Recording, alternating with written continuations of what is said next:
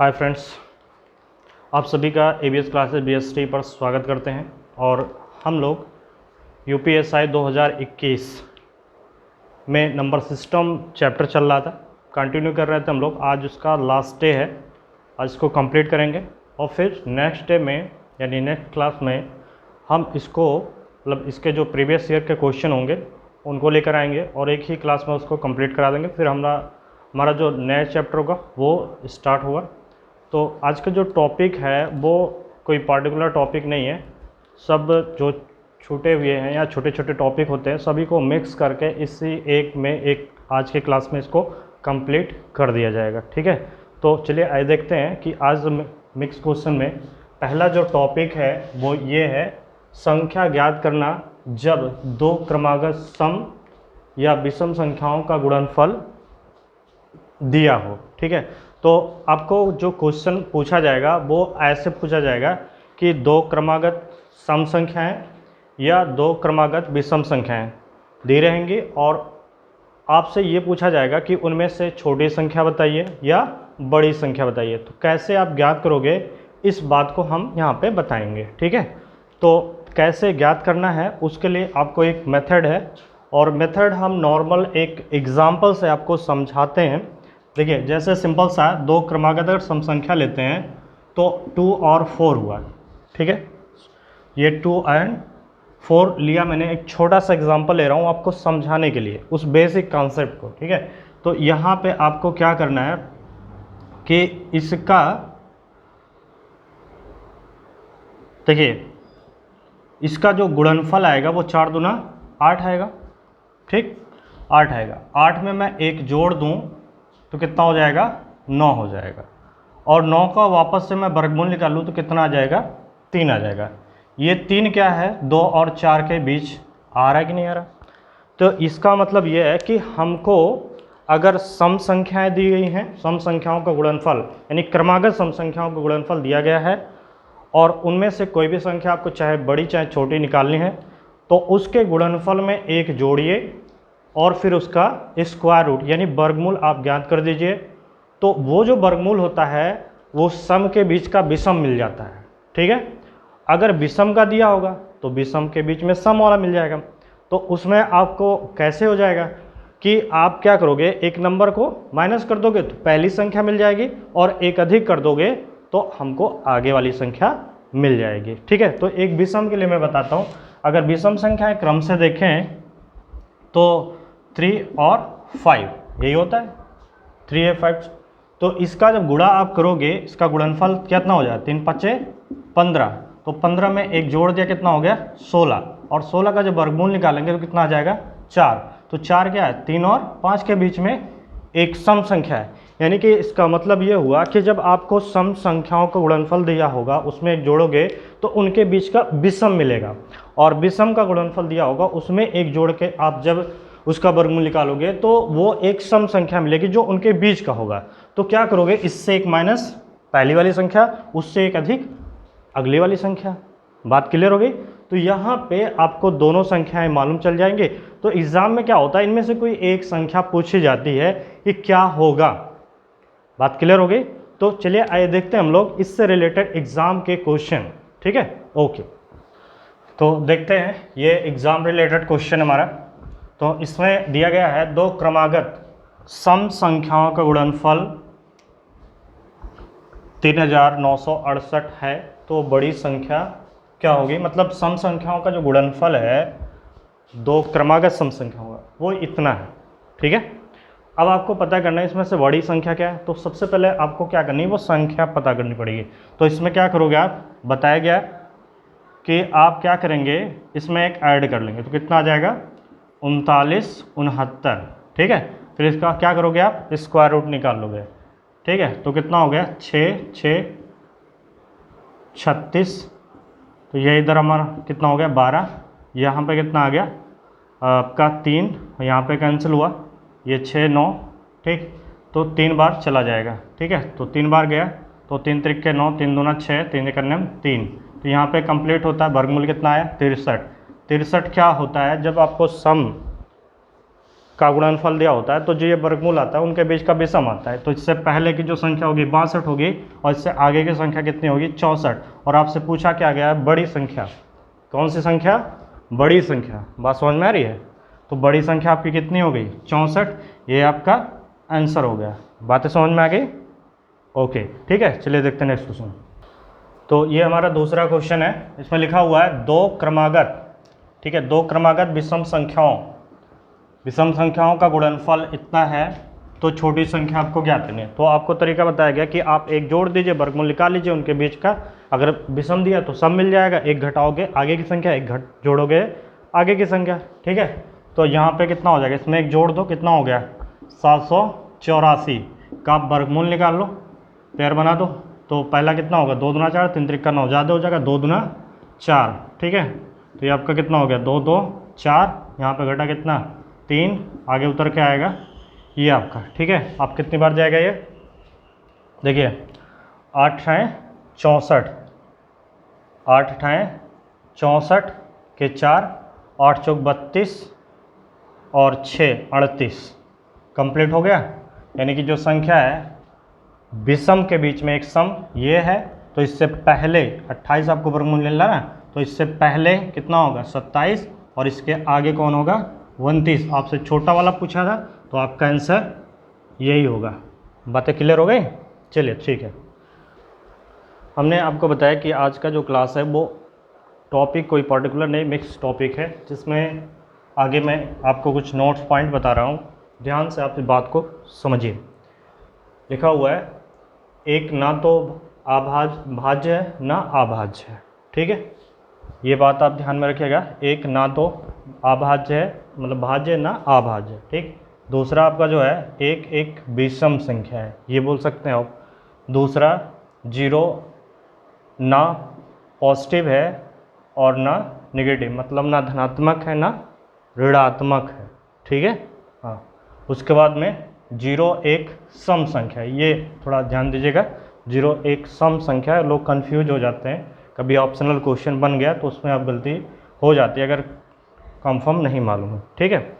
इसके बाद में आप देखिएगा लिखा हुआ 2 एक सम अभाज्य संख्या, 2 को छोड़कर बाकी सभी संख्याएं, सभी अभाज्य संख्याएं क्या होती हैं विषम होती है। ये मैंने नेक्स्ट पॉइंट लिखा है, सभी अभाज्य संख्याएं 2 को छोड़कर कैसी हैं विषम हैं, ठीक है। तो ये आप जो है अपने नोटबुक में नोट कर लीजिएगा, ठीक है। तो आज फिर हम दूसरा चीज़ देखते हैं कि वो हमारा क्या है, ठीक है। तो देखते हैं हम लोग नेक्स्ट जो हमारा है नेक्स्ट क्वेश्चन, वो है -46 में 5 से भाग देने पर शेष क्या होगा, ठीक है। ये देखो नेगेटिव संख्या है, 5 से भाग करना है और शेष आपसे पूछा गया है, ठीक। तो एक आप बेसिक बात जान लो कि जब आप भाग करोगे तो सबसे पहली बात क्या है कि यहाँ पे नेगेटिव नंबर यानी -46 में भाग करना है 5 से, शेष क्या आएगा ये पूछा गया है। तो सबसे पहली बात ये है कि इस वाले संख्या में भाग करना है और शेषफल मुझे चाहिए। तो शेषफल क्या क्या हो सकता है, शेषफल 0 हो सकता है, ठीक है, कम से कम। अगर शेषफल 0 इससे कम तो नहीं होगा कि नेगेटिव में आ जाए, कभी ऐसा होता है भाग गया तो पूरा गया कटा तो क्या आएगा शेषफल 0 आएगा।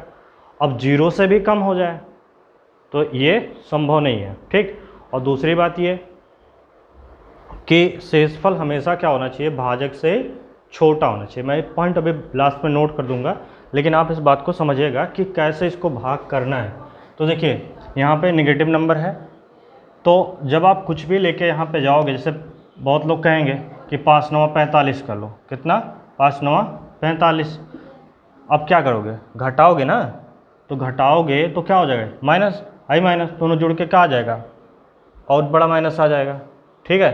तो आपको क्या करना है यहाँ पे ये नेगेटिव में करके लेके आना है, ठीक है। नेगेटिव में करके लेके आओगे तो यहाँ पहले से माइनस रहेगा तो ये प्लस हो जाएगा, लेकिन जब घटाओगे तब -1 आ जाएगा। लेकिन आपका जो शेषफल आना चाहिए वो कितना आना चाहिए, मिनिमम 0 आना चाहिए, उससे कम में नहीं जाना चाहिए। तो उसके लिए आप क्या करोगे यहाँ पे -10 कर लोगे, ठीक है।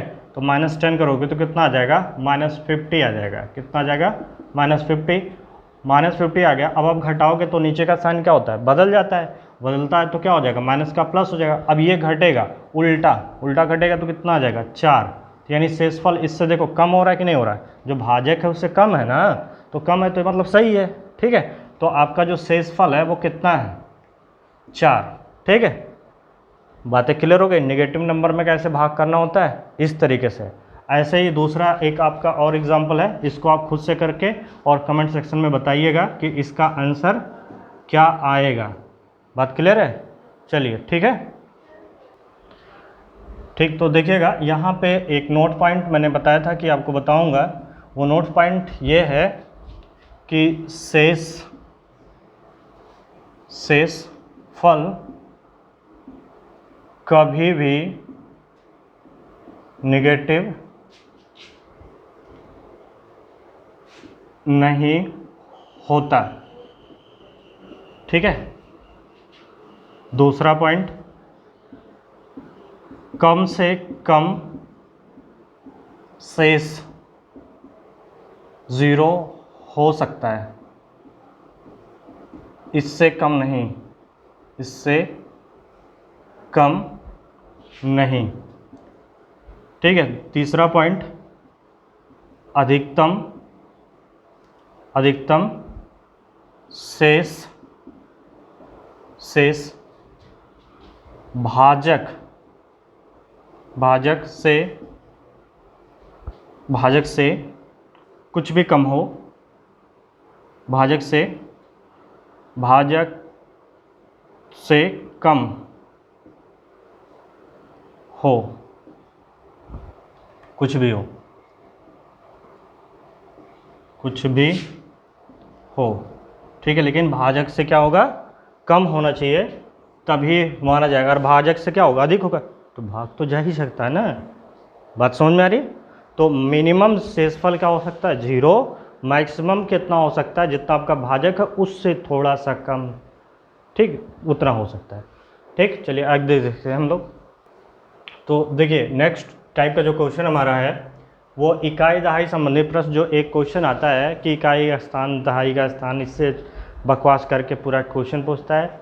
ज़्यादा कुछ उसमें होता नहीं है, बस ऑप्शन देखिए, आंसर टिक करिए, यही तरीका हम लगाएंगे। लेकिन आपको समझने के लिए यहाँ पे बेसिक बातें बता देते हैं कि क्या चीज़ें होती हैं। जैसे कोई संख्या होती है, सिंपली ऐसे लिखा गया 23, ठीक है, तो इसका ये वाला जो प्लेस होता है ना वो इकाई होता है, और ये वाला क्या होता है, दहाई होता है।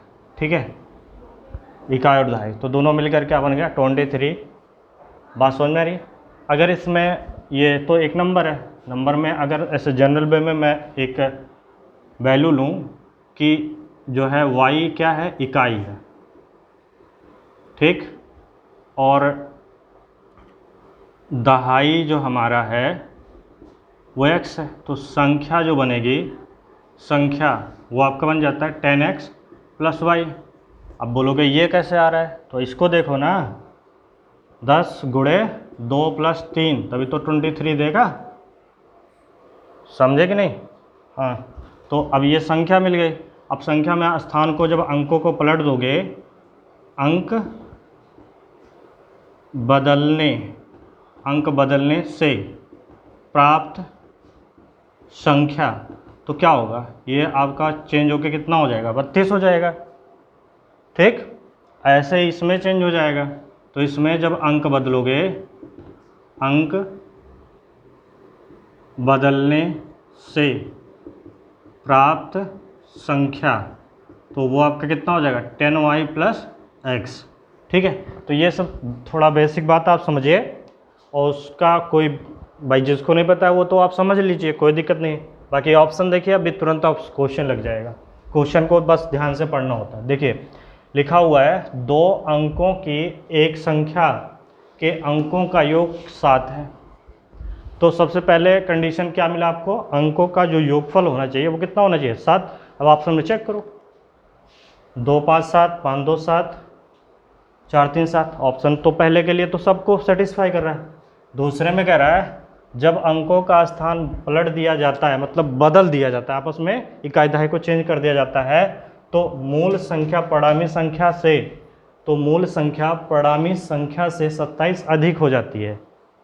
बात समझ रहे हैं? मतलब बदलने से जो मिलेगा वो 27 अधिक हो जाएगा, किससे? मूल संख्या से। यानी मूल संख्या क्या है? छोटी है, और बदलेगा तो क्या आएगा? बड़ा आएगा। बात समझ में आ रही? तो ये देखिए, इसमें क्या होगा, चेंज करोगे तो कितना हो गया? 52। तो 52 जो संख्या बनेगी उसमें से 27 घटाओ, 25, तो कितना आ जाए? 12 में से 7 5 गया 7, यहाँ पे 4 4 में से 2 गया 2।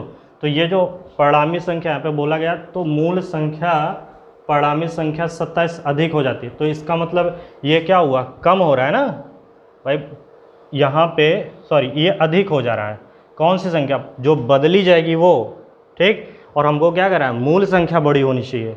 तो इसका मतलब ये क्या हुआ? गलत हो गया। मूल संख्या मतलब जो ऑप्शन में है, जो हमारा मेन संख्या। अब इसको चेंज करिए, तो इसका कितना हो गया? 25। तो ये 52 से जब आप घटाओगे तो कितना आ जाएगा? 27।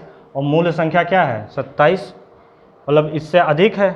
27 क्या है? इस 25 से क्या अधिक नहीं है भाई, घटाने पे इतना आ रहा है ना। तो यही ऑप्शन आपका सही हो जाएगा। तो ये ऑप्शन वाला जो तरीका होता है ना, ये बेस्ट होता है ये इकाई दहाई वाले क्वेश्चन में, ठीक है। चलिए एक आध क्वेश्चन और देखते हैं हम लोग, फिर आगे बढ़ते हैं। तो देखते हैं हम लोग इकाई दहाई से रिलेटेड ये क्वेश्चन 2। उसमें लिखा 2 अंकों से बनी संख्या के अंकों का योग 9 है। अंकों का योग कितना है? 9 है। इस संख्या में 63 घटाने पर अंक पलट जाते हैं, वह संख्या है, ठीक है। तो ये आपसे पूछा गया है। तो अंकों का योग कितना होना चाहिए? 9। तो ये देखिए 8 1 9 बन रहा है। तो अगर जब इसको पलटोगे तो कितना आ जाएगा? 18। तो घटा के देखो कितना आया? 63 मिल रहा है कि नहीं मिल रहा है? तो 11, यहाँ से 11 में से हट गया 3, और यहाँ बचेगा कितना? 7 में से 1 गया 6। यानी पहला ऑप्शन आपका सही हो गया। बात समझ में आ गई? अगर इसको सेटिस्फाई नहीं करता फिर हम अगले ट्राई करते, लेकिन यहीं पे सेटिस्फाई कर गया तो आगे हमारा कोई चेक करने का बातें नहीं है, ठीक। चलिए हम लोग देखते हैं नेक्स्ट क्वेश्चन। समझ में आ रही बात? आइए देखिए, आराम से पहले देख लीजिए, 2 अंकों का योग कितना है? 9 है। अगर उनमें से 63 घटा दे तो 63 घटाने से, तो इसमें 63 जब घटाओगे, 63 घटाओ तो घटा दो कि कितना आ जाएगा? 8 आया, और यहाँ पे कितना आया? 1 18। तो बदल गया कि नहीं बदल गया? तो यानी आपका यही पहले ही ऑप्शन सही है, ठीक। चलिए हम देखते हैं तीसरा। इसमें लिखा हुआ किसी संख्या में अंकों का अंतर 6 है। इस संख्या और अंकों को उलट देने से बनी नई संख्या का योग 110 है। तो संख्या में एक अंक होगा, इनमें से कौन सा होगा ये पता करना। तो अंकों का जो अंतर है वो कितना है? 6 है। अगर हम पहला 3 मानते हैं, तो 3 अगर है तो अगला कितना होगा? 9 होगा। तो कितना आएगा? 93 आएगा और 39 आएगा। क्या जोड़ने पर आएगा 110? नहीं आएगा। तो ये आपका गलत हो गया। फिर अगर ये 4 है, तो 4 से 6 अधिक करेंगे तो नंबर ही नहीं मिलेगा, और कम करेंगे तब भी नहीं मिलेगा। तो यानी ये वैसे ही गलत हो गया। अब 6 वाले पे आए, तो एक 6 है और अगला 0 होना चाहिए। तो 60 बनेगा और 0 6 बनेगा। तो 2 अंक की संख्या ये तो मान लो बन गया, ये तो बनबे नहीं करेगा। बात समझ में आ रही है? इसलिए ये भी ऑप्शन क्या हुआ? गलत हो गया। तो एक लास्ट ऑप्शन आपका बच रहा है, यही सही होगा। कैसे होगा चेक कर लेते हैं। अगर ये 8 है तो उससे 6 कम कितना होगा? 2 होगा। तो यानी संख्या 28 है, उसका जो बदलने से आएगा कितना? 82। जोड़ तो कितना? 110 मिल रहा है। तो यानी आपका यही ऑप्शन क्या हुआ? सही हो गया, ठीक है। तो अब देखिए भाई, मैंने आपको शुरू में बताया कि मैं आज कंप्लीट कर दूंगा, लेकिन कंप्लीट नहीं हो पाएगा क्योंकि गर्मी बहुत ज़्यादा है, तो हो नहीं पा रहा है। इसलिए हम एक क्लास और करेंगे, फिर कंप्लीट करेंगे। Okay, thank you.